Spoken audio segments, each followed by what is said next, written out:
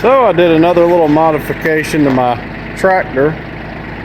It's a scrape blade, and historic, or as long as I've had it, you would manually move it, drop a pin in here to set it, but it gets sloppy. So you'll be running it and it'll sort of do this number back and forth. So I got to thinking there's got to be a better way to do this, and this is what I did. So got two 1-inch bolts going through this hole here, holding this bracket here on. So real simple. You can modify it right back to where it was. So I've got a welded on bracket here and over there. So you can see that too. So there, and then there's a pin. I just plasma cut a little ring to where the pin would drop down, and I've got to drill these and put a little cotter pin through them. But got the hydraulics going to this second diverter valve, and the way I've got this set up is my little joystick here. I've got a bunch of diodes in here, so basically one-way valves, because the way this was originally set up, you could run one implement off the back, which is this valve here. So if I put 12 volts in one direction, I get flow out of this hose. If I put it in the other direction, I get flow out of that hose. And what I've done is added this diverter valve and put this diverter valve in there as well. So I've got this switch here, and in neutral I can see forward and backwards works this one, which is the default. So this is a pass-through. It comes out of my regular valve into the diverter valve, through this diverter valve, and through this. And with this switch in the neutral position, I can move that around this way or this way. So you can see I'm going forward and backwards, and I'm going side to side with my joystick.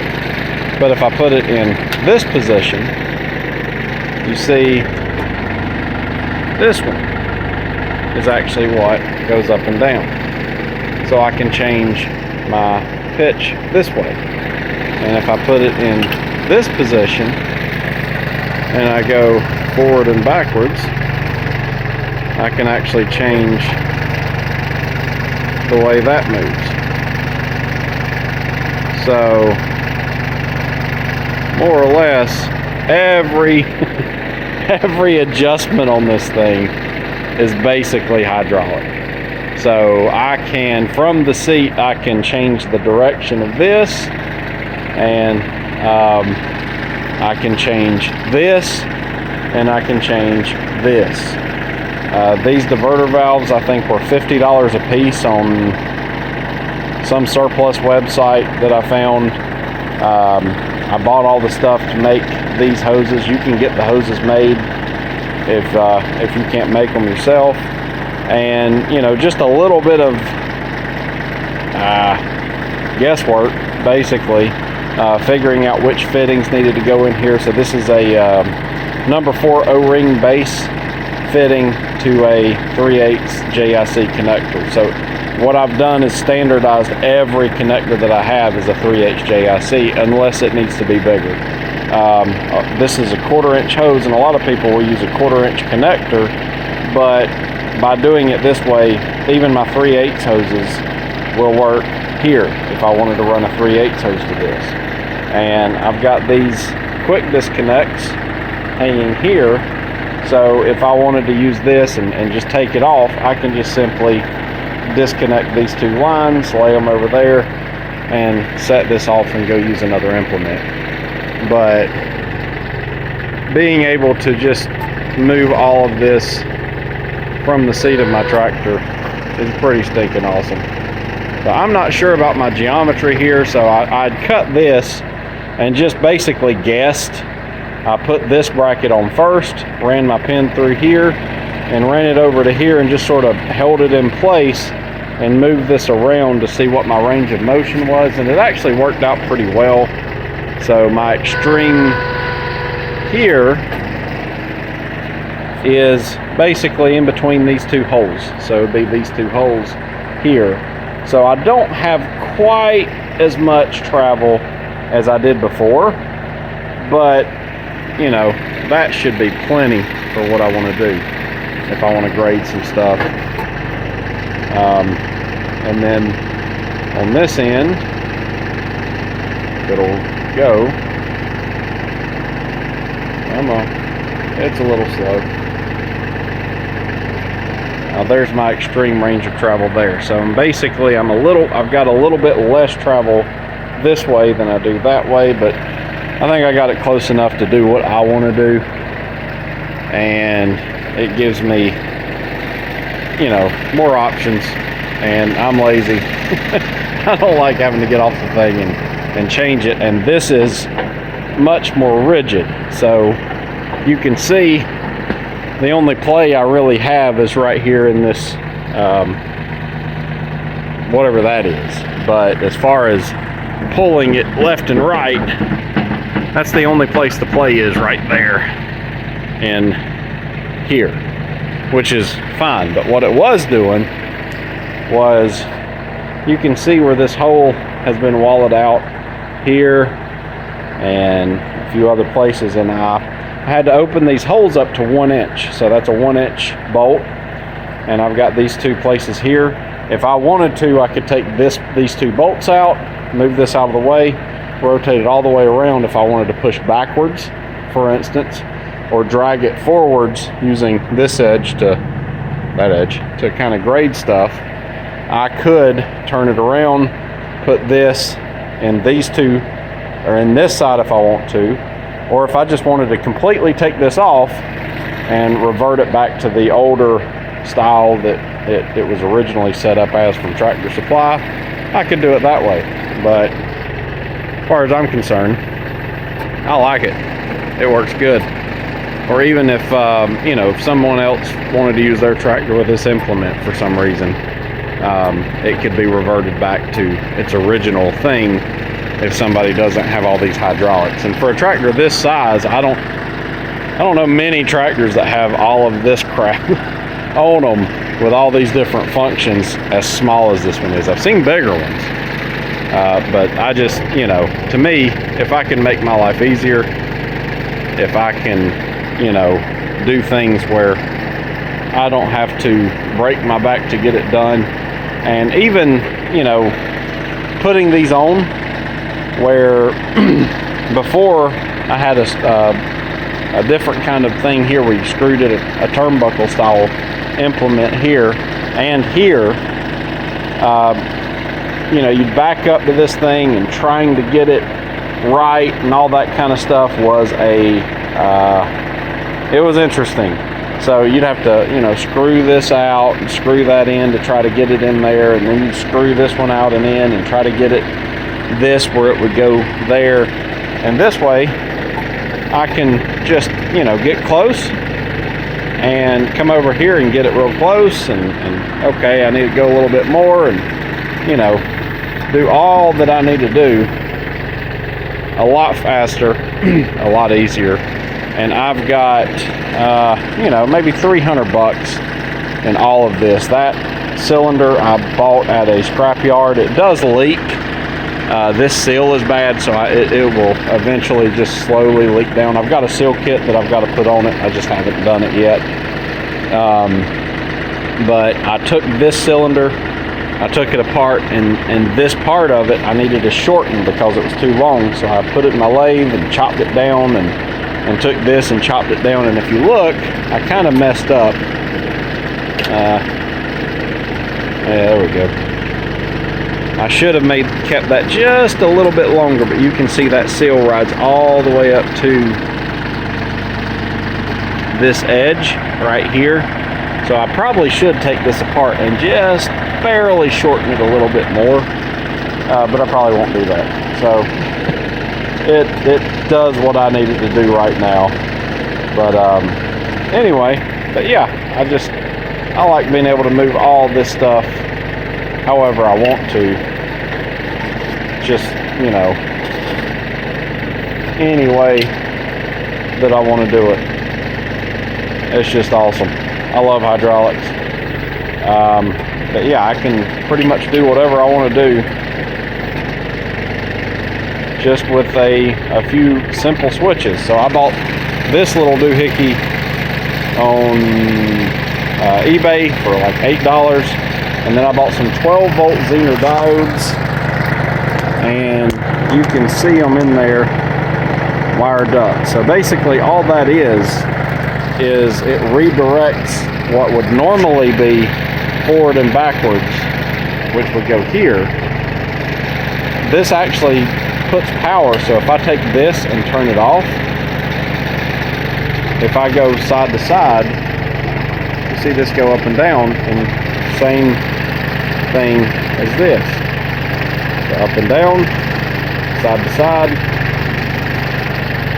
But if I switch this on, which essentially activates these Zener diodes, this still works the same way, but this now is redirected here to these two ways. So I'm using those diodes, I've redirected to here, and then if I switch this, same ones redirect to here.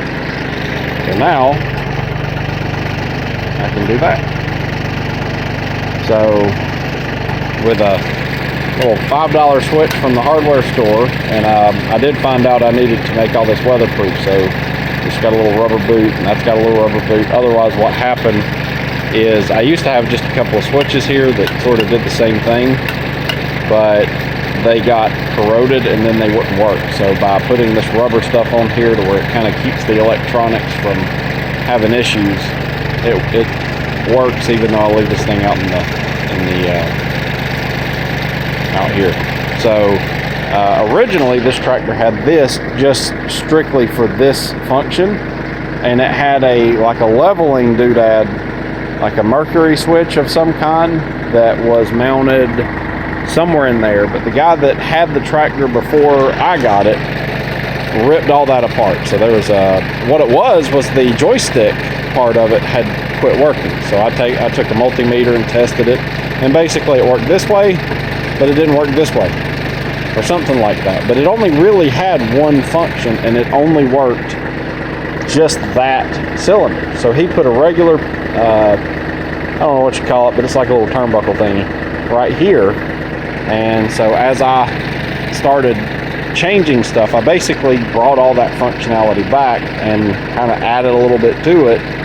But I wish I'd have kept that switch now. I took it off when I was kind of gutting all the stuff that he had done, and then when I realized that that actually did work when you put 12 volts to it, basically originally I just put this on, which was awesome, and then I added that, and that made me have to add this, and I just went ahead and bought an extra so I would have another function if I wanted it, which I'm glad I did, because that gives me the ability to do this.